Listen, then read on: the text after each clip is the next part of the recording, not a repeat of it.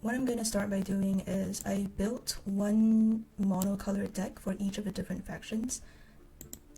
And we are going to do like a brawl game with each of these decks. And then after that, we're going to head into some PvP. So I'm going to start by talking about my mono red deck. Red as a color is inspired by Greek mythology. If we look at some of the red cards in here,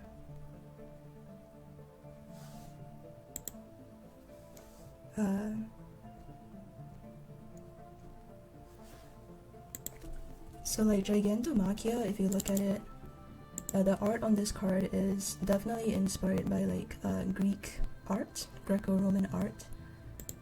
And then there's also a couple of other really obvious references like Temple at Delphi.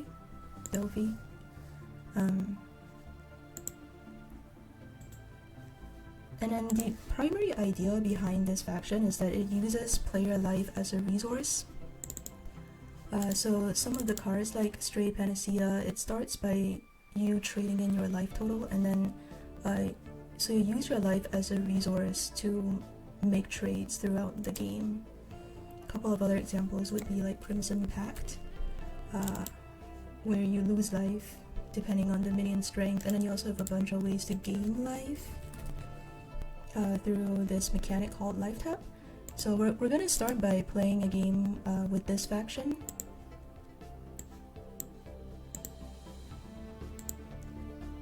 And I believe I've enabled the Mythgard Twitch overlay as well, so you'll be able to see the deck list as an overlay, and you can just mouse over to read the cards.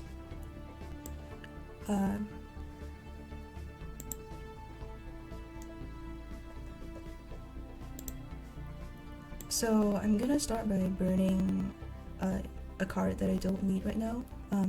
The resource mechanic in this game is pretty intricate. Basically, each turn the mana doesn't just increase automatically the way it does in some other games. You kind of have to make the deliberate choice to burn a card from your hand. It goes back into your deck, and then you build up mana and gems which you can use to play cards. So we're gonna burn this 5-drop because we don't need it right now, and then we're just gonna play our 1-drop.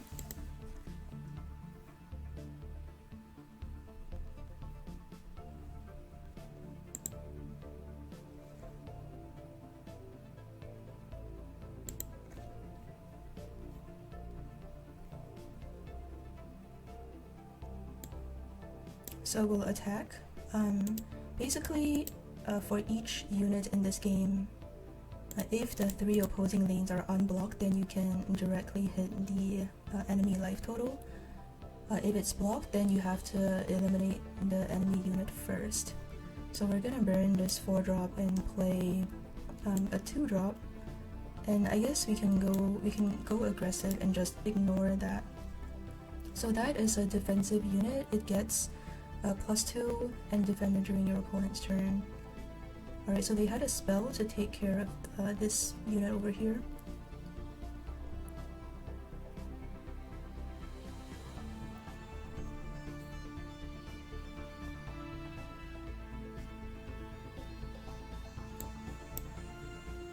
And my path is Journey of Souls, which is for every 3 minions that die, I get the bottom minion in the Boneyard back. The opponent is using Turn of Seasons, which is every 4 turns basically you get to draw a card. So I think what I'm gonna do here is I'm gonna play out... Well, I could be playing into a Thunderclap, but then I think that's fine because like I have...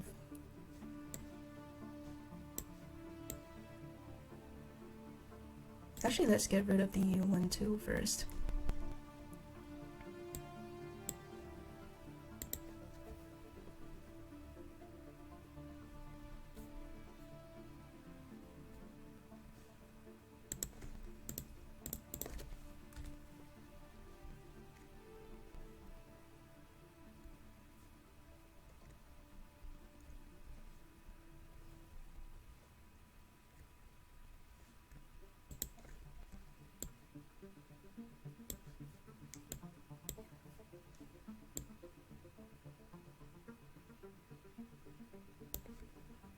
is really interesting. I've never actually seen this played by an AI, the Long Winter.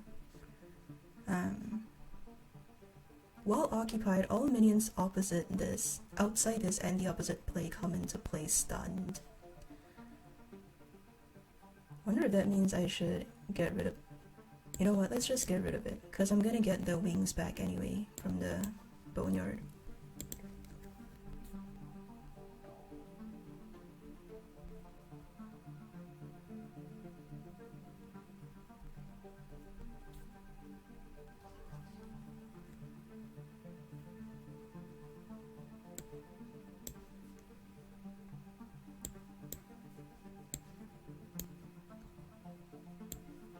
I think we can actually just ignore that.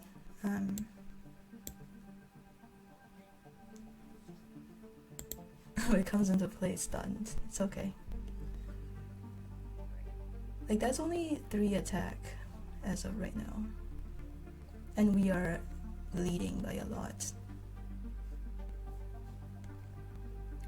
So the northern faction consists of giants primarily, as you can see.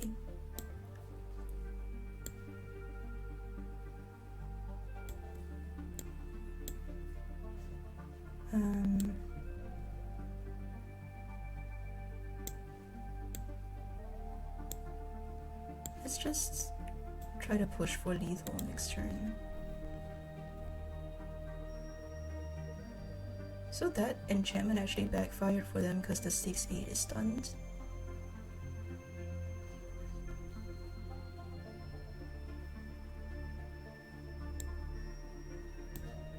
Yep, we have lethal right here.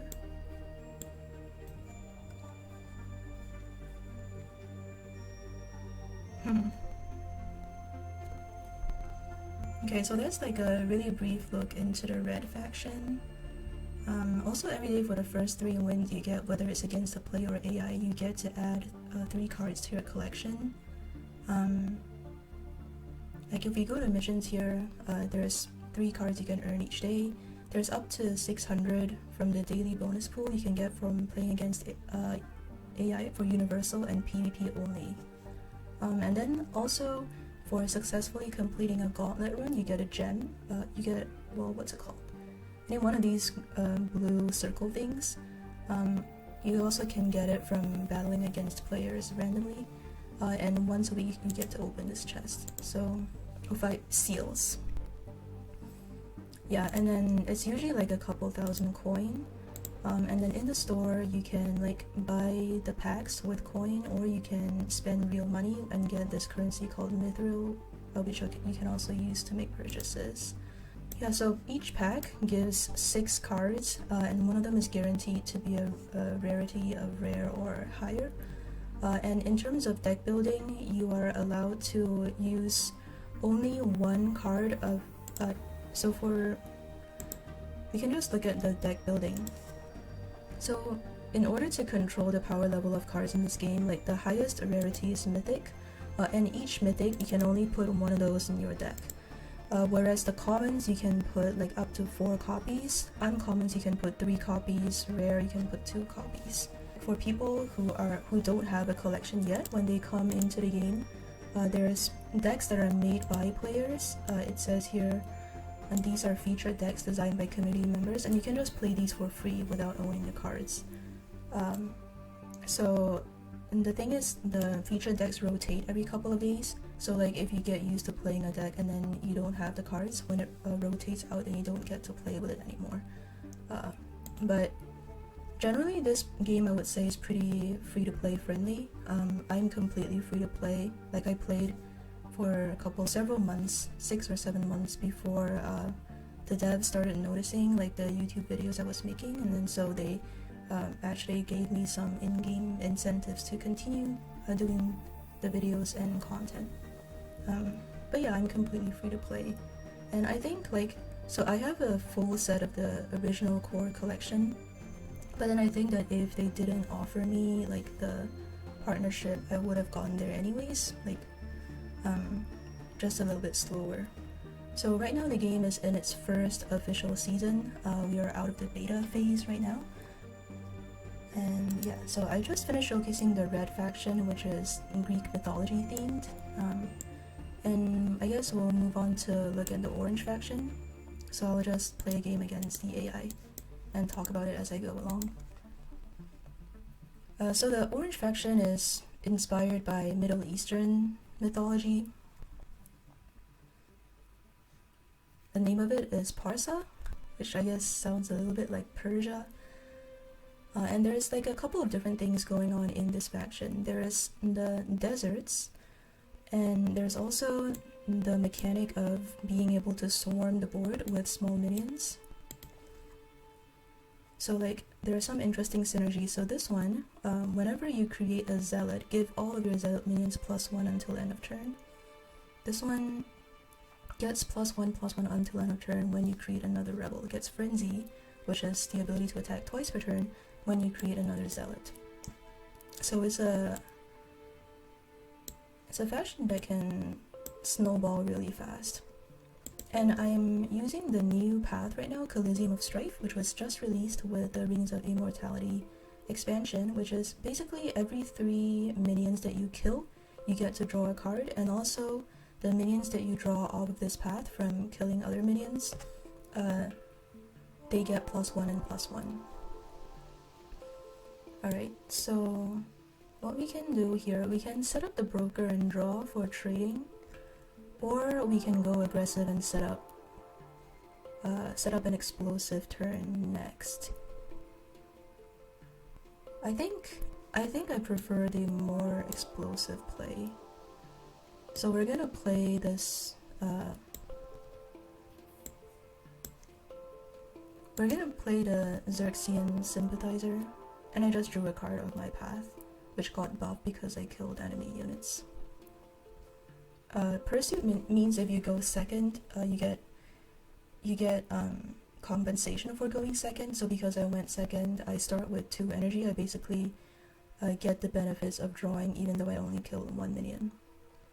So that's Lonebacker, which is another one of the new cards in the expansion. This is basically a spell that summons a really big unit on top of an enchantment. So we don't have a way to deal with that right now, so what I'm gonna do is just go super aggressive. And so this gets Frenzy when I create another Zealot, and this increases the power of Zealot minions.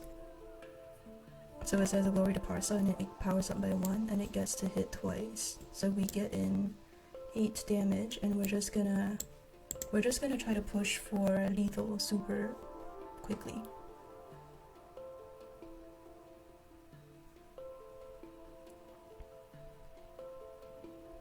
That's another one of the new cards, Earth Striker. When you create it in an enchanted lane, you get to draw a card. It also has Alpha Strike, so it gets to strike before enemy attackers, and I believe we just win right here. Yep, so we summon Zealots and we just win. We just win. Sometimes you get to pull off this sort of shenanigans against players, but generally players are smart enough to remove your stuff and know that you do this. Alright, so that's like a brief look at the orange faction, and we get another card. Okay, so we'll look at the blue faction. It's called Norden, and it's inspired by Norse mythology. It has characters like Ingrid Storm Dotir, daughter of the storm.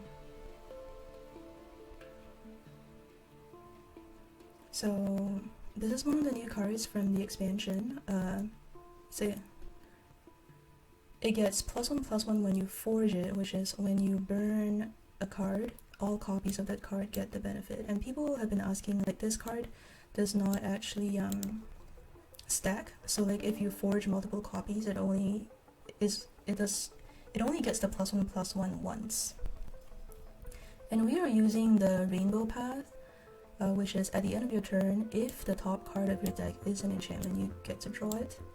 So we're just gonna burn an enchantment to increase the chances of drawing off our path, and there we go, we got it back.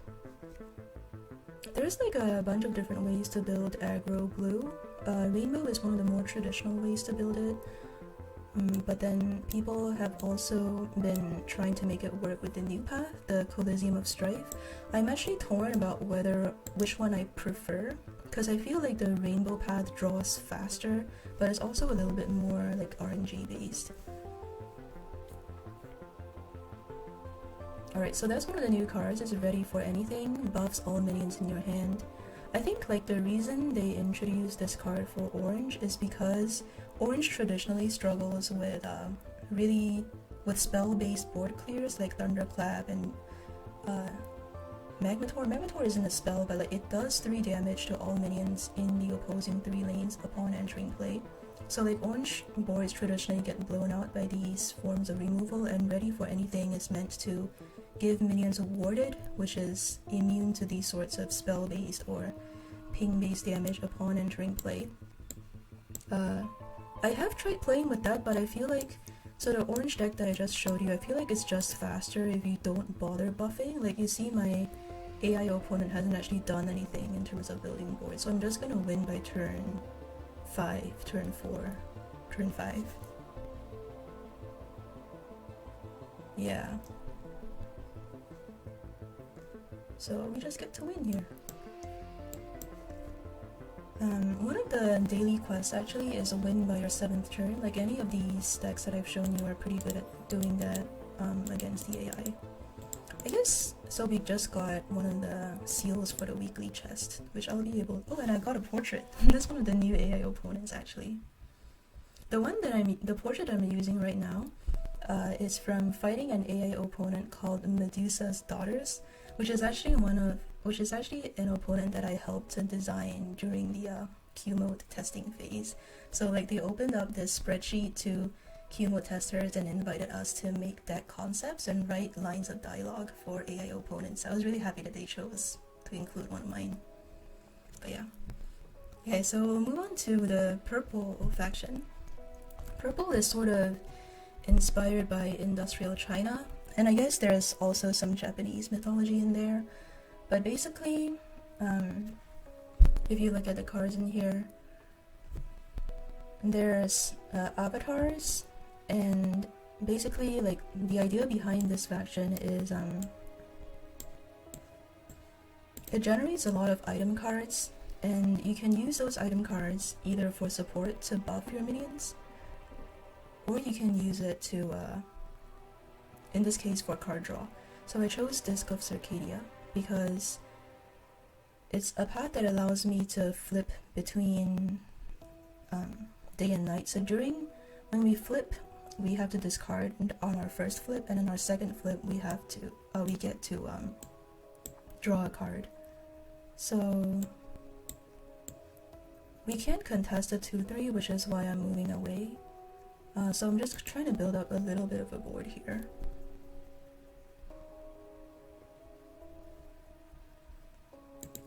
So in terms of the art for the purple faction, there's a lot of metropolitan imagery in here, and you can also see like the mythological creatures, but they are represented in a way that makes it look like they're computer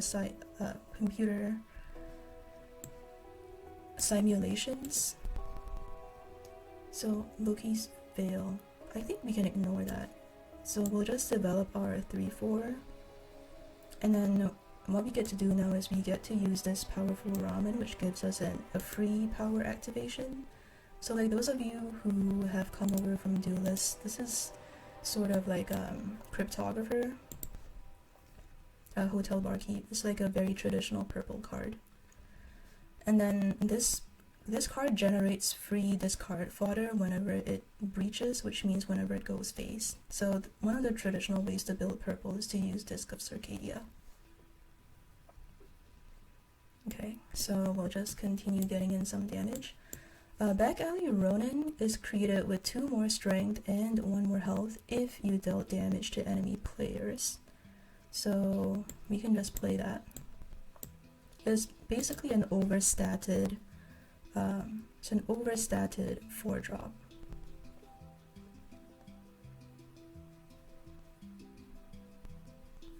Another way to build purple is to use Impel as the power, and like have movement shenanigans, but then like just for simplicity's sake I chose to build purple this way for this showcase.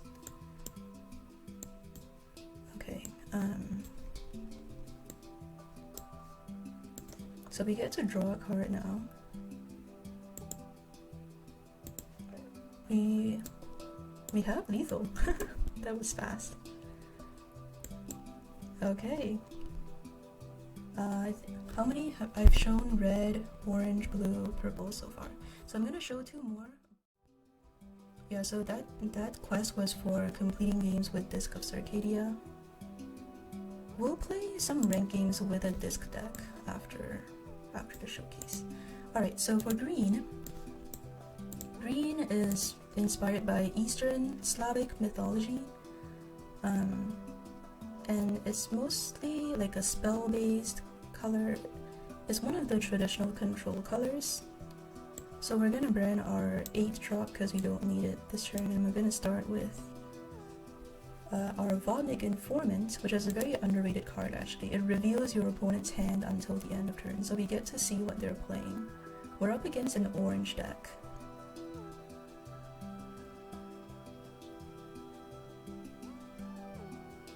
We don't have anything in our boneyard right now, so we're gonna burn this. And we can either play a 2-drop, or we can play... I think it's better just to develop a 2-drop, because that just dies. Players generally won't do something like that. They won't play a 1-2 opposite your main, which is obviously superior. Usually turn 1 play for orange players would be like Eager Recruit, which is a 2-1 that also gives a 1-1 token. So we can just kill that for free. And I don't know, I guess we're gonna burn the raid the 2s, we don't need it right now.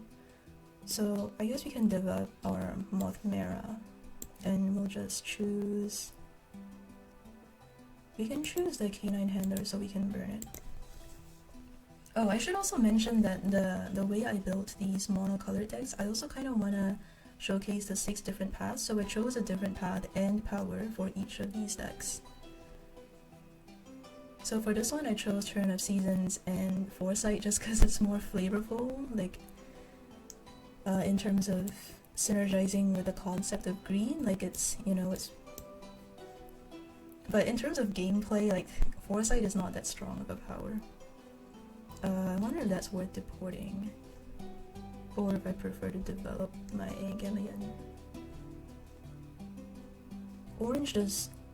Orange only has Marty Core to ping this. I guess the Xerxian... The 1-2... Xerxian Observer can give this Agile, but then it doesn't have Frenzy, so I think we can safely ignore that and just develop our... We can put it there, or we can play it aggressively. We'll play it aggressively, I think.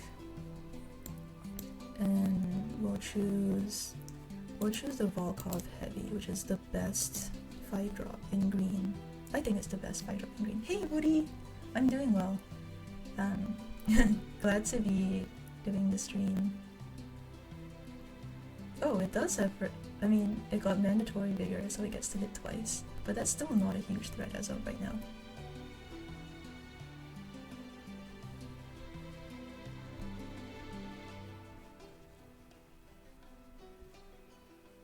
By the way, one of the people in the server, Snark Elemental, designed an OTK deck using this card, Radiant Vessel. So like, the way it powers up is it consumes remaining orange gems to get +1 for each orange gem until your next turn. And there are ways to refresh gems. One way is through this really explosive blue card, Allfather's Horn. Another way is through Gemhole Dwarf. So like, Snark has been building OTK decks using this card, which is really, really quite interesting. But I think it's more of a meme than anything.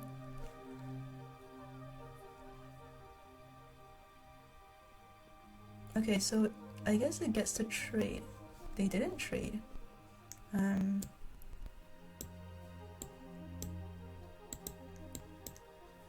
I guess we will develop our 6-drop then. This is the bigger threat, right? The Clarion, or yeah. I mean, it still gets to trade anyways.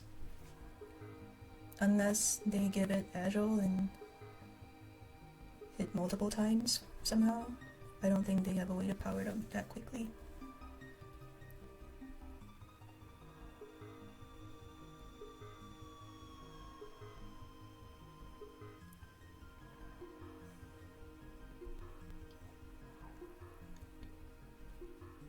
Gets to be an 8-3, but there's a minion blocking the way. That was underwhelming.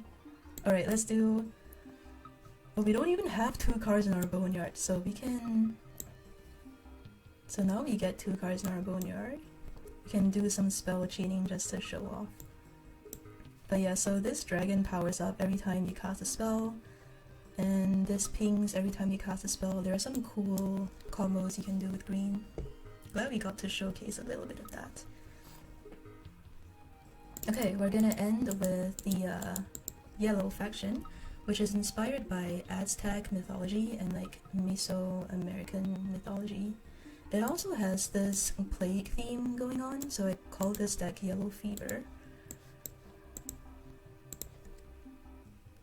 And yellow is one of the slowest factions. Well, you can build it aggressively, but it tends to be played as a control color.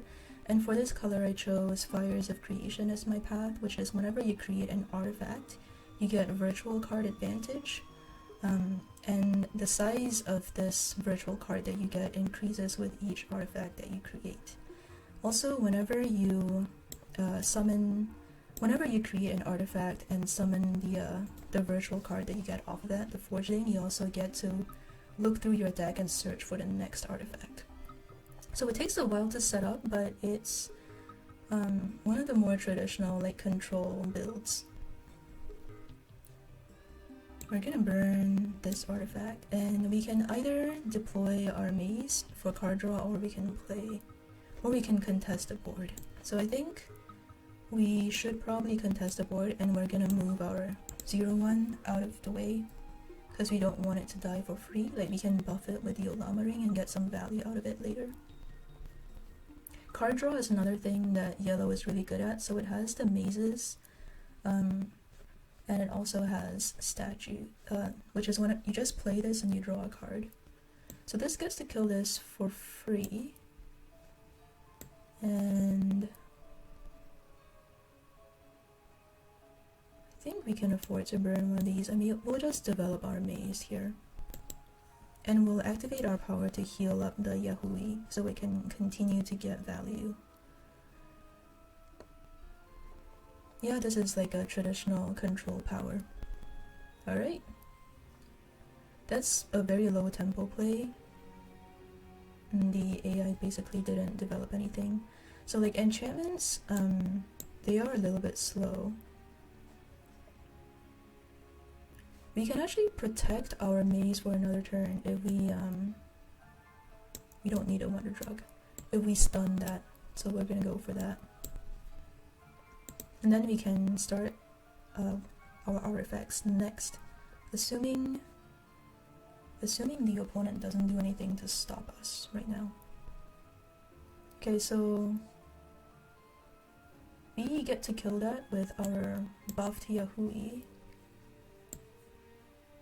And I think we'll just get the we have a couple of options. We can choose to just draw and let this die, or we can try to get more value out of it.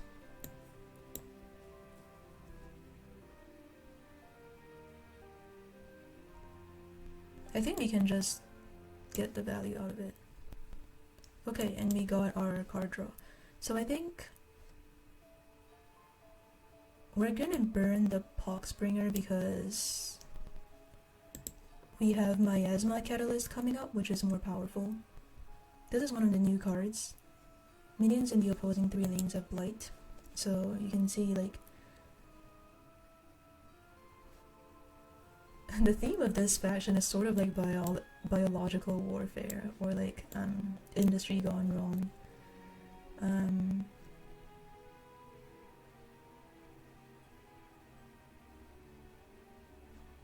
We haven't really done much with our power actually. I guess we'll just burn the virtual card and play this.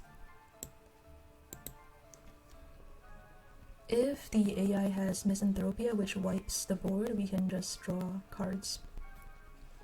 Hey! Hi BLC. Welcome to the stream. Okay, so we get to further buff our stuff. I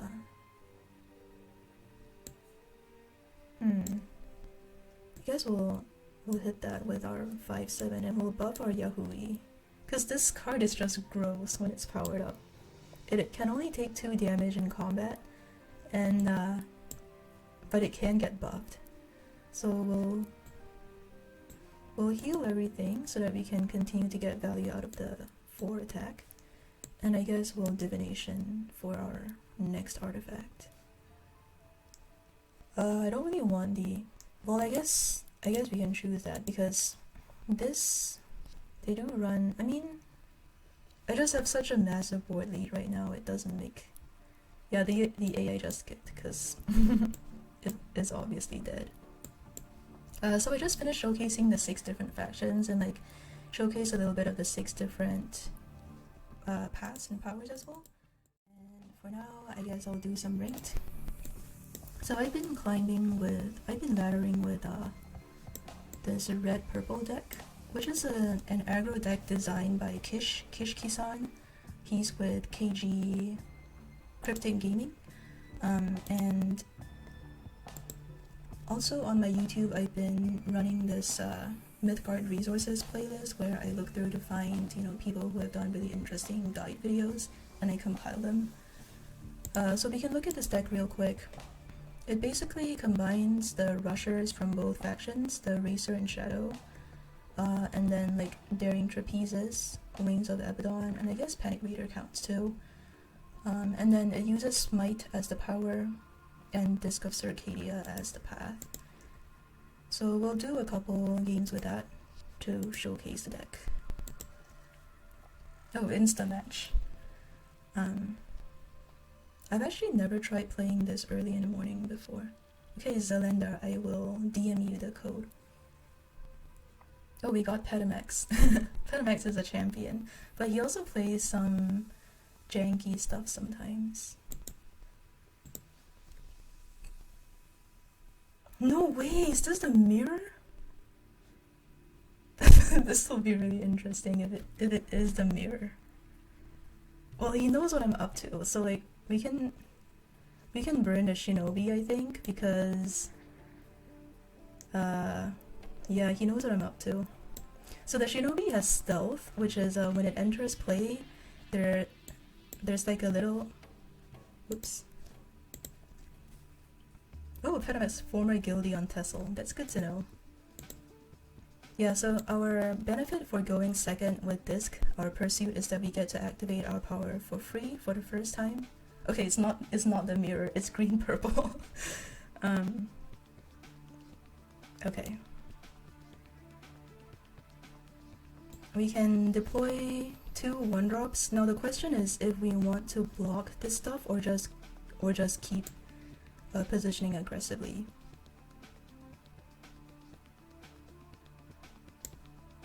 I think we position aggressively here. The thing is though that against... Yeah, Petamex has been playing a lot of Mythgard. See? Like 1,692 ladder wins, 183 season wins, and he's been reaching champion quite consistently.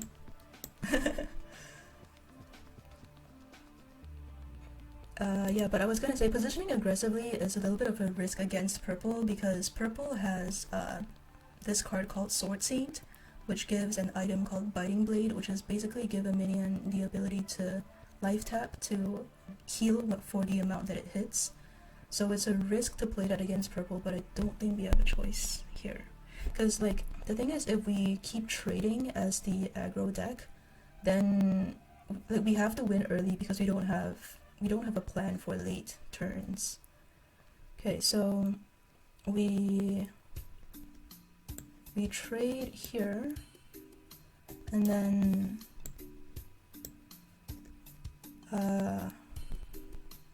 I don't think we can afford to deploy Shinobi at all versus green, because green has deported, as you saw during my showcase. So like, at least if we play the hotel barkeep and he deports it, we still get the ramen off of it, so that we get value nonetheless. So we're gonna do this, and we'll activate our power. And we get to draw this time. I think I'm gonna choose the rush minion this time, just in case there's a shinobi of smoke or something that I have to deal with. Okay, there's the necromantic. It's gonna bring back the canine handler.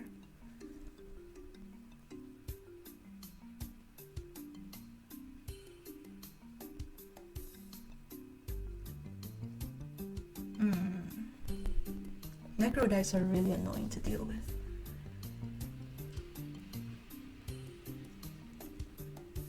I kind of wish I had my my Vulcan brand right here.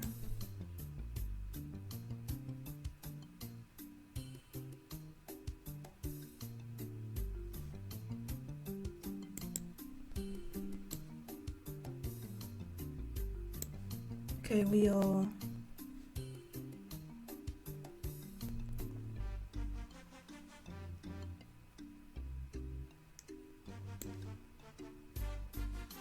play the barkeep.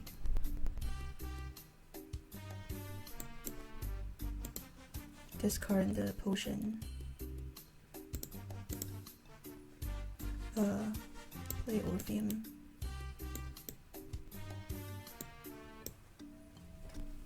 Alright, so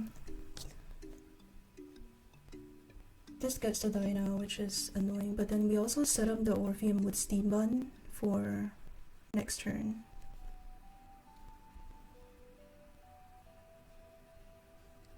I think I misplaced slightly there.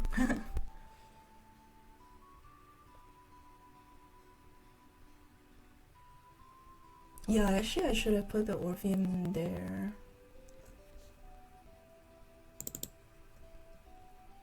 Okay, so this gets to return the spirit, the hopeless necromantic, back.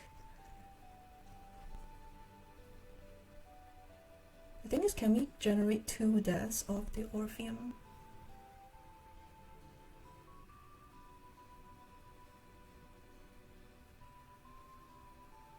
If we generate 2 deaths of the Orpheum, then we ping this twice. I guess we'll see what we draw first. We drew a racer and wings.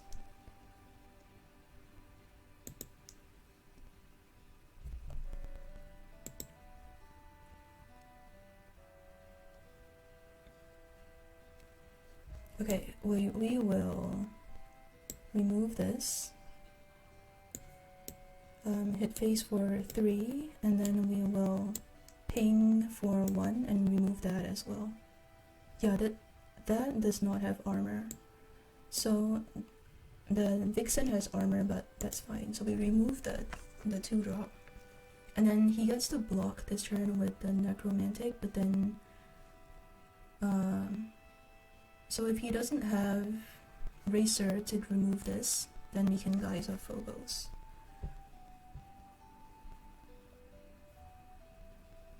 So +3. Yep, I think we have perfect lethal. Creepy clown laugh. There we go.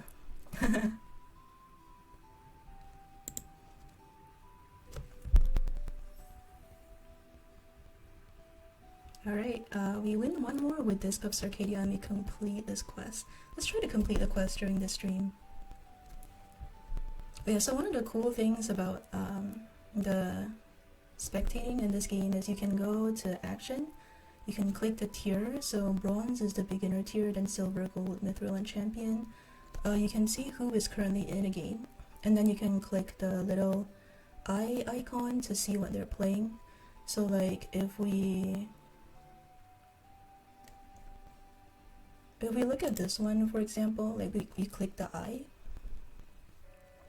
then it takes us into the replay. Replays are just amazing in this game. Like, it helps you to look at what's currently trending on the ladder and also identify people's playstyles, and you can pull up what people are playing as well if you click the button, and you can even export the deck to try it out for yourself if you have the cards in the deck. If you don't have the cards in the deck, then you can play with the featured decks. But yeah, so meta is sort of fast right now, I would say. There are some really slow decks going around, but people seem to enjoy playing Valkyries a lot. Okay, so we got a match. Oh, it's him! The guy that we were just watching. So it's assuming it's the same deck, it's the Valkyries deck, and we are going first this time. We can either develop the Simozen or the Iron Flesh.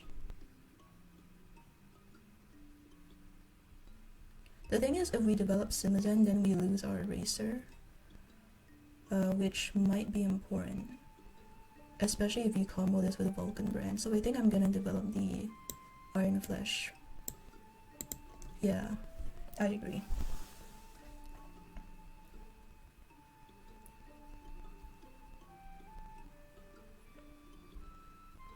Okay, so there's the K9.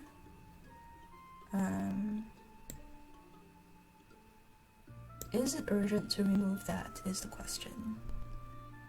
I don't think so. Do we block it?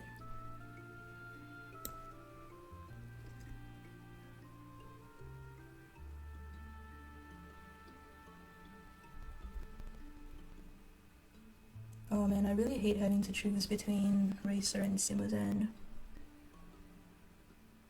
It's okay though, I think we have more rushers in the deck. So we'll develop 2 1-drops. I have won against Valkyries with this deck, but that's when I got Orpheum going pretty early to ping their Frecky Scouts and stuff. But we are not drawing our Orpheum right now.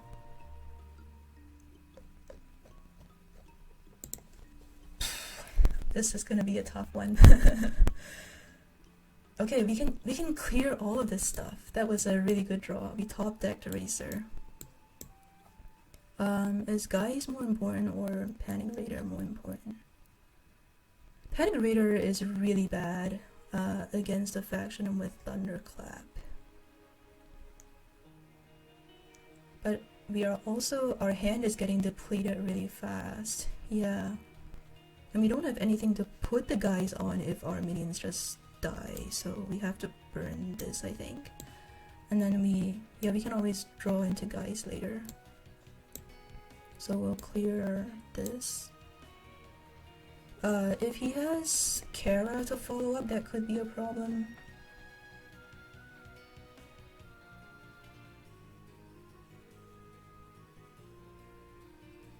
Okay, Storm Dotier.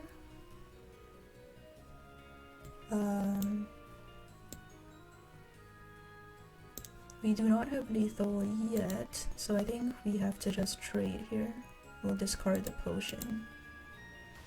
And we can either Racer or just trade. I think we Racer here because Valkyries don't run heal. So, and if they clap our board, then we'll have a hard time coming. Okay, so they're gonna clap our board, but they also don't get to develop anything this turn, so we can burn Racer and go for wings, and then basically put them on a two turn clock. Alright, there we go. There we go. We completed our quest. And we get promoted to M7. Woo! Oh, I also gained a level. Yeah, so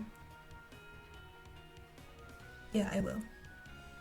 So the level rewards, this is like the reason why this game is really free to play friendly is you get tons of rewards just for playing consistently. We also complete our mission, so we get free coin. So I guess we can just open some packs now. We'll open 5 packs. So this is the core pack. also like a faster way to open.